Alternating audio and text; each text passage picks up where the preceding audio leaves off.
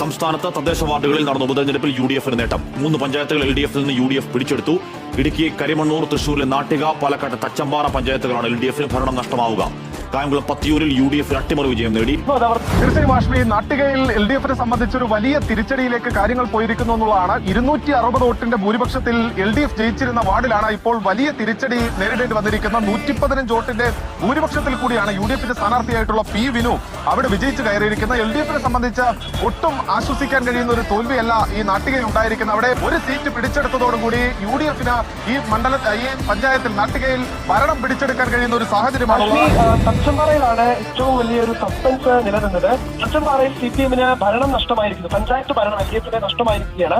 CPI അംഗം രാജിവെച്ച് BJP ചേർന്ന സാഹചര്യത്തിലാണ് അവിടെ ഉപതെരഞ്ഞെടുപ്പ് വരുന്ന ഒരു സാഹചര്യം. LDF വാർഡാണ് ഇപ്പോൾ UDF തിരിച്ചു പിടിച്ചിരിക്കുന്നത്. ഇതോടുകൂടി നിലവിൽ ഒരു ഭരണമാറ്റത്തിന് കരിമണ്ണൂർ പഞ്ചായത്തിൽ